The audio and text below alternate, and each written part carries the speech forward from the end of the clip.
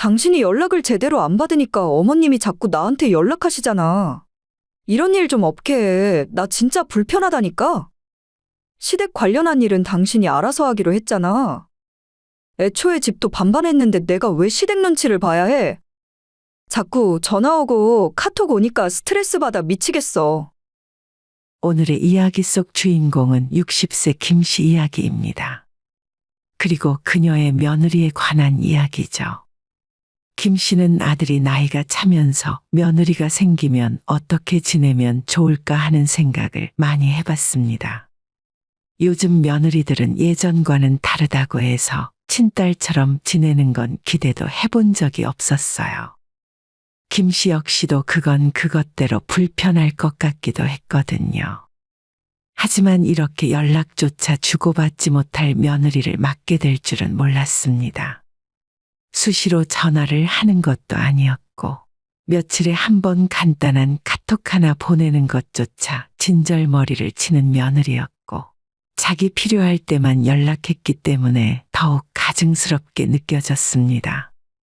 그래서 김 씨가 똑같이 자기도 연락을 안 하고 답장도 하지 않았더니 이번에는 며느리가 자기를 무시한다며 난리를 피운 적도 있었어요. 그런 사람이 있을까 싶겠지만 진짜 있었습니다. 김 씨 부부에게는 아들이 딱 하나 있었는데 자식이 오직 하나였기 때문에 아들은 김 씨 부부의 사랑을 듬뿍 받으며 자랐습니다. 어려서도 그랬지만 나이가 들어서도 친밀한 부모 자식 관계를 유지했고, 아들은 좋은 대학을 나와 이름만 들으면 알만한 대기업에 들어갔어요. 직장이 다른 지역이라 대학 졸업 후에 독립을 했었고, 그래봤자 차로 1시간이면 갔기 때문에 주말마다 자주 찾아가 볼 수 있었습니다. 그리고 아들은 30대 초반이 되었을 때 결혼 상대가 있다며 여자친구를 집에 데려와 소개시켜 주었어요. 며느리의 직업은 간호사였고, 결혼 전에 인사하러 왔을 때 한 번, 그리고 상견례 때 본 뒤로 결혼식 전까지 얼굴을 볼 수가 없었습니다. 아들의 말로는 수줍음이 많아서 그렇다고 하는데, 김 씨가 보기에는 오히려 무뚝뚝한 면이 많다고 느꼈어요. 그래서 살가운 성격이 아니라는 건 진작부터 알고 있었습니다. 그래, 너희들 신혼집은 어디로 구할 예정이냐? 가급적이면 우리 집이랑 멀지 않았으면 좋겠는데. 김 씨가 아들에게 듣기로는 며느리가 근무하는 병원도 아들의 직장과 그리 멀리 떨어져 있지 않았으니 신혼집을 더 먼 곳에 구할 필요가 없어 보였어요. 하지만 아들은 뚜렷한 이유를 대지 못하고 지금보다 훨씬 멀리 떨어진 옆 동네에 신혼집을 구하겠다 하더라고요. 아니, 그 동네는 지금 너가 사는 자취방보다 출근도 멀어지잖아. 우리도 거기까지 가려면 2시간은 좋게 걸릴 텐데. 그래도 회사가 가까워야 편하지. 내가 부동산 좀 알아봐 줄까? 아니에요. 그냥 저희가 상의해서 구할게요. 김 씨는 혹시나 아파트 구할 돈이 부족해 그런가 보다 싶었어요. 조금 돈이 부족하면 그 부분은 김 씨 부부가 보탤 생각도 있었는데 이미 신혼집은 양가에서 반반씩 지원하기로 결정된 사항이었습니다. 얼마 후 김 씨가 돈을 더 보태주겠다고 이야기했지만 아들은 거절했고 결국 출퇴근 시간이 훨씬 더 오래 걸리는 먼 동네에 신혼집을 구했죠. 김 씨와 남편은 이해를 할 수 없었지만 자기들이 생각이 있으니 알아서 했겠지 하는 생각에 별다른 내색을 하진 않았습니다. 아들이 결혼을 한 뒤에 김 씨는 며느리와 잘 지내보고 싶은 마음이었어요. 그래도 하나밖에 없는 며느리고 본인은 시집살이 시킬 생각이 추호도 없으니 좋게 지낼 수 있다고 생각했죠. 그래서 결혼하고 얼마 지나지 않아 며느리의 생일날이 되었을 때였습니다. 아침에 생일 축하한다는 전화를 할까 하다가 출근하느라 바쁠 것 같아서 그냥 메시지를 보내기로 했어요. 생일 축하한다는 말과 함께 미역국은 얻어먹었냐 묻고 뭐 갖고 싶은 게 있냐고 물어보는 짧은 카톡이었죠. 그게 김 씨가 며느리에게 직접 보내는 첫 카톡이었습니다. 하지만 아무리 시간이 지나도 답장이 오지 않았고 며느리가 간호사니까 일을 하느라 바빠서 확인을 못할 수도 있다고 남편이 말했어요. 나중에 연락이 오겠지 하고 며느리 줄 생일 선물을 고르기 위해 백화점을 갔다 왔는데 하루가 다 지나고 저녁이 되어도 답장은 오지 않았습니다. 선물은 아들 집으로 택배를 보내놨는데 아무리 기다려도 연락이 없는 게 이상해서 아들에게 전화를 걸어보았죠. 네, 엄마 무슨 일이세요? 며느리 바쁘니? 연락이 안 되네. 오늘 아침에 생일 축하한다고 문자를 보냈거든. 아, 방금 퇴근하고 집에 왔어요. 지금 씻고 있는데 많이 바빴나 봐요. 아, 그러니? 생일이라 뭘 사줄까 하다가 기초 화장품 사서 보냈어. 마음에 안 들면 바꿔줄 테니까 이야기하라고. 알겠어요. 제가 그렇게 전달할게요. 그로부터 한참 뒤에 며느리에게 선물 감사하다는 짧은 메시지가 도착했고 김 씨가 재차 답장했지만 그 뒤로는 아무런 답장이 오지 않았습니다. 며느리는 거의 먼저 연락하는 법이 없었어요.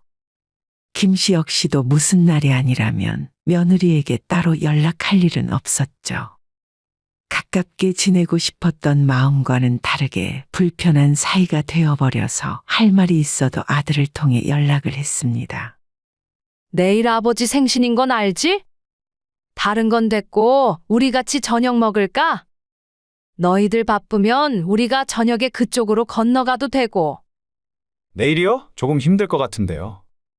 저희 둘 다 바빠서 저녁 늦게 끝나거든요. 그러니 그럼 어쩔 수 없지. 남편의 생일이었는데도 며느리에게서 생일 축하 메시지 한 통 오지 않았습니다. 아들 내외는 결혼하고 몇 달이 지났는데 얼굴 한 번 볼 수 없었어요. 가까운 거리는 아니었지만 그렇다고 못 만날 정도로 멀리 사는 것도 아니었는데 참 멀게 느껴졌어요. 어쩌다가 뭔가 물어볼 게 있어서 며느리에게 메시지를 보내면 며칠을 대답을 하지 않다가 단답으로 답장이 오는 것이 대부분이었고 더 이상 대화를 이어나갈 수도 없었습니다. 며느리에게는 친밀하게 연락을 주고받기는 힘들겠다고 판단했죠. 그래도 사람의 성향이라는 것이 있고 개개인이 다 다를 수 있기 때문에 큰 문제라고 여기진 않았습니다. 그래서 김 씨도 남편도 굳이 며느리에게 먼저 연락을 하지 않았고 할 말이 있어도 아들에게 하곤 했어요. 하지만 그때까지만 해도 며느리에게 연락하는 것이 금기시되거나 하진 않았습니다. 얼마 후 아들이 결혼하고 맞는 첫 명절이 다가올 때였어요. 아무리 그래도 사돈댁에 선물은 보내야지. 당신이 주소 좀 물어봐봐. 안 그래도 아들한테 물어봤는데 집 주소 동호수가 기억 안 난다고 오늘 며느리한테 확인받아서 다시 알려준대요. 근데 아직도 연락이 없네. 그냥 며느리한테 전화해서 직접 물어보면 되잖아. 남편의 말에도 김 씨는 며느리에게 먼저 전화하거나 문자 보내는 것이 꺼려졌어요. 하지만 선물 택배를 빨리 주문해야 명절 전에 도착한다는 남편의 성화에 못 이겨 며느리에게 전화를 걸었습니다. 하지만 근무를 하고 있는지 전화는 받지 않았고 문자로 사돈댁 주소 좀 알려달라 메시지를 보내놨어요. 하지만 역시 한참을 기다려도 답장은 오지 않았고 그렇게 며느리의 연락만 기다리다가 하루가 그냥 지나가 버리고 말았습니다. 답장은 아직이야. 아들도 연락이 없고 며느리도 연락이 없으면 어쩌자는 거야. 좀 기다려봐요. 바빠서 그렇겠지. 기다리다 못해 아들에게 전화를 걸어서 사돈댁 주소가 어떻게 되냐고 물어봤더니 아들은 깜빡했다면서 지금 당장 며느리에게 확인하고 알려주겠다고 하는 겁니다. 그리고는 5분도 지나지 않아 사돈댁의 주소가 문자로 날아오더라고요. 아들의 메시지를 보고 더 황당한 기분이 들었습니다. 아들 역시도 며느리에게 물어보고 답장을 한 것인데 아들이 하는 연락은 몇 분도 안 되어 받았으면서 시부모의 전화와 문자는 하루가 넘도록 응답조차 없었으니 말이죠. 만에 하나 핸드폰을 못 받던 거라면 지금이라도 김 씨의 부재 중 전화나 문자를 확인했을 텐데 끝까지 답장은 오지 않았습니다. 아무리 생각을 해도 자신한테 문자 답장 정도는 해야 하는 게 아닌가 하는 찜찜함이 계속 남았어요. 그리고 다음 날 아들이 먼저 김 씨에게 전화를 걸어 이렇게 말을 했습니다. 앞으로 물어보실 일이 있으면 저한테 연락 주세요.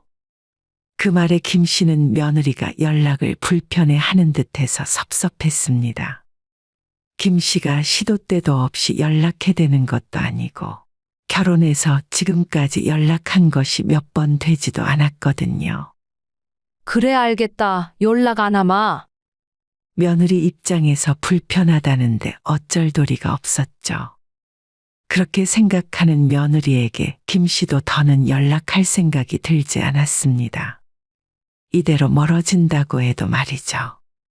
그렇게 지내다 보니 아들이건 며느리건 남보다도 연락이 드문 사이가 되고 말았습니다. 2년 정도의 시간이 지난 후에 며느리는 아이를 낳게 되었어요. 아들에게 태어난 아이의 사진을 받았고 김 씨 부부는 한참을 고민하다가 며느리에게 고생했고 축하한다는 메시지를 보냈습니다. 처음 보낸 메시지는 시간이 지나도 확인을 하지 않았고 김 씨가 며느리에게 축하의 의미로 용돈 100만 원을 보냈더니 그제서야 감사하다는 짧은 답장을 받아볼 수 있었습니다. 김 씨가 며느리에게 몸조리 잘하고 조리원에서 나오면 아이 보러 가겠다고 다시 메시지를 보냈지만 역시 답장은 돌아오지 않았어요. 3주의 시간이 더 지났고 조리원에서 퇴원한 지 시간이 꽤 지났는데도 아들과 며느리에게 먼저 연락은 오지 않았습니다. 김 씨 부부는 태어난 손주가 너무 궁금했지만 사진도 거의 보내주지 않았어요. 아들에게 전화를 걸어 손주 보러 가도 되냐 물었지만 지금은 아이와 산모 둘 다 휴식과 안정이 필요하다고 하면서 다음 달에 오라 하더라고요. 그렇게 손주 얼굴 한 번 보는 것도 힘들었고 첫돌이 될 때까지 고작 2번 보러 간 것이 전부였어요. 손주를 보러 아들 집에 찾아가도 어쩐지 며느리 눈치를 보게 되었습니다.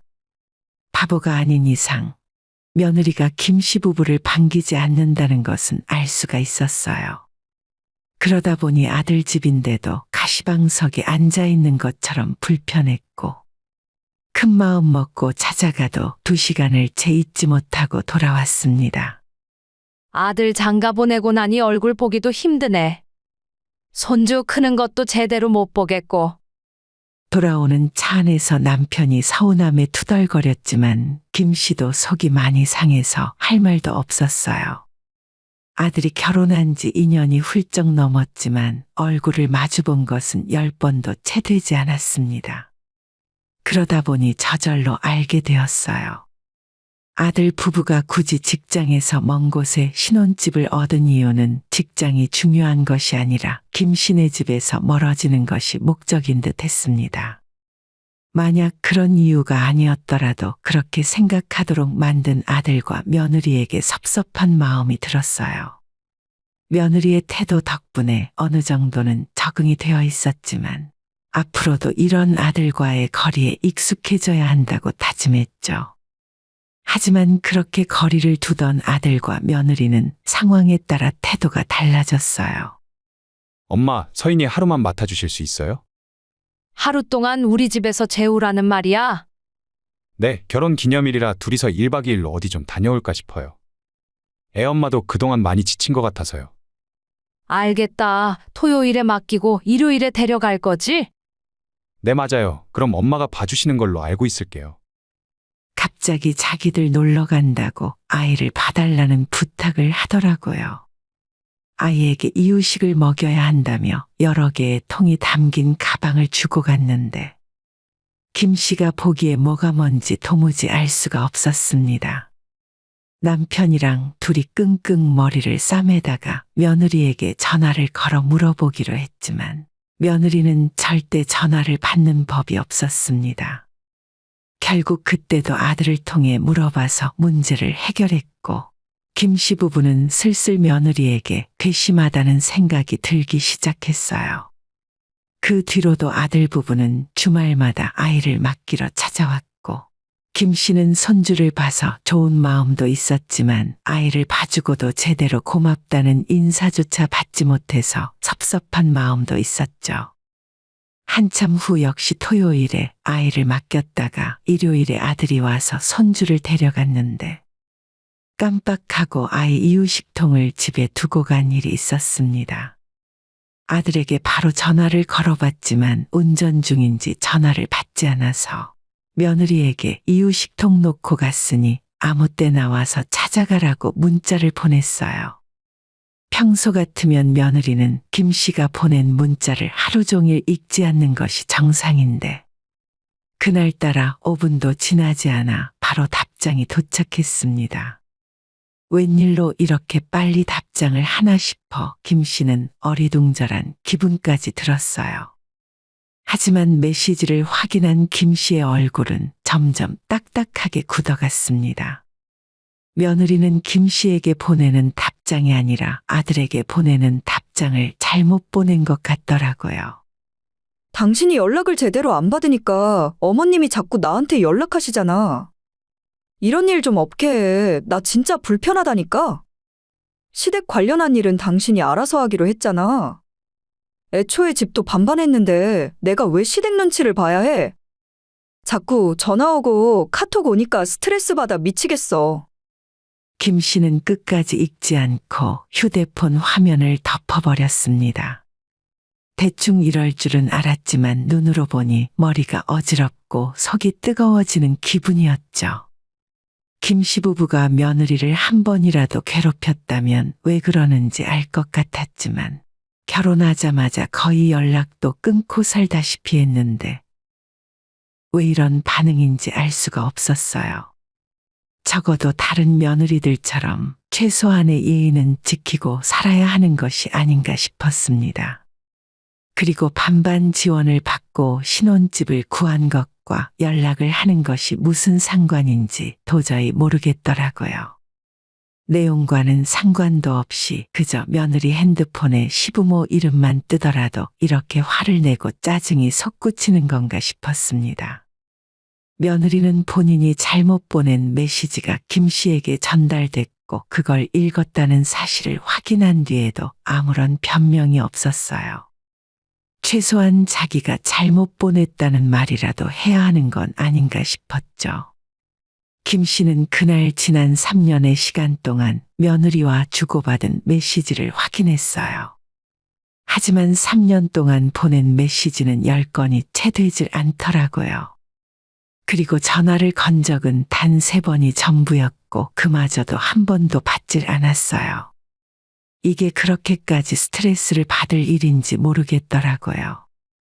김 씨가 남편에게도 이 사실을 알리자 잔뜩 화가 난 남편이 아들 집에 찾아가서 혼을 내주겠다고 했지만 그렇게 한들 무슨 소용이 있겠나 싶었습니다. 이 정도로 시댁이 진절머리 나게 싫다면 김 씨도 며느리는 없는 셈 치고 사는 것이 차라리 마음 편한 일이었어요. 그나마 얼마 남아있지 않은 정마저 모두 떨어지는 기분이 들었습니다.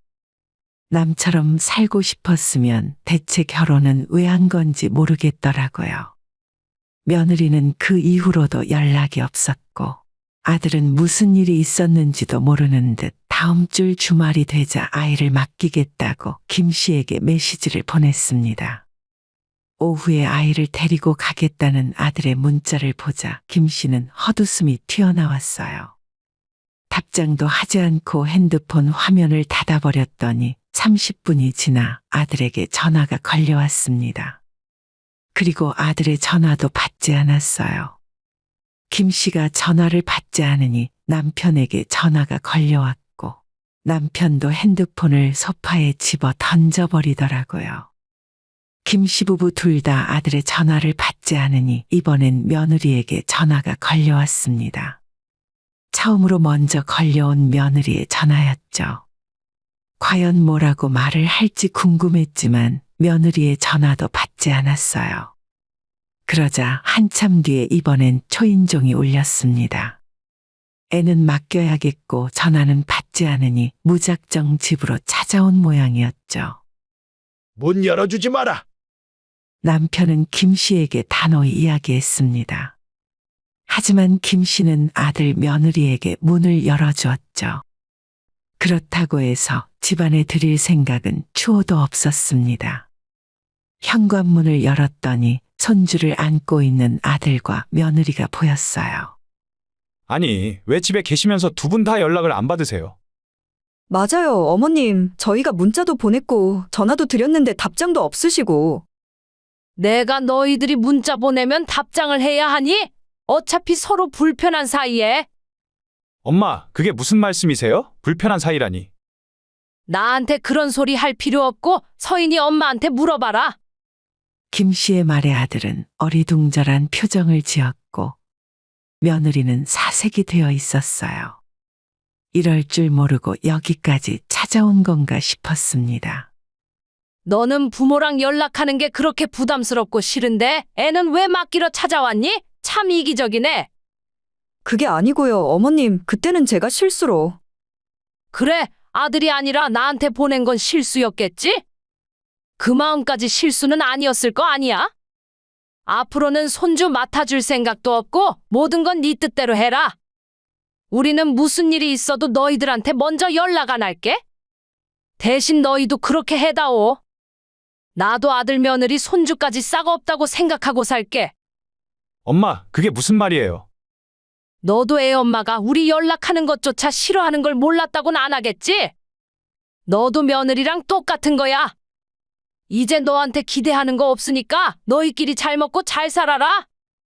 김 씨는 그 말을 남기고 현관문을 닫아버렸어요. 아들이 망연자실한 표정이 눈에 들어왔지만 신경 쓰지 않았습니다. 그날 이후로 아들은 물론이고 며느리에게도 사과 메시지가 매일 날아왔지만 김 씨 부부는 철저하게 무시해버렸어요. 지난 3년간 무시당했던 부모의 심정은 전혀 생각조차 하지 않는 듯 했습니다. 당신 절대 먼저 연락하지 마. 이참에 전화번호를 바꿔버리던가 아예 찾아오지 못하게 이사라도 갈까? 남편이 더 화를 내주니 김 씨의 기분은 한결 나아지는 듯 했어요. 휴대폰 번호를 바꾸거나 이사를 가진 않았지만 현관 비밀번호도 바꿔버렸고 휴대폰에서 아들과 며느리는 차단해버렸습니다. 그렇게 한다고 해서 며느리가 진심으로 반성할 일은 없을 것 같았고 시간이 지나니 자식들은 김 씨 부부의 관심에서 멀어졌어요. 불효막심한 자식은 잊고 부부의 인생을 즐기며 살기로 다짐했습니다. 오늘의 영상은 여기까지입니다. 이 글을 보신 모든 분들의 노년에 웃음과 행복만 가득하기를 기원합니다.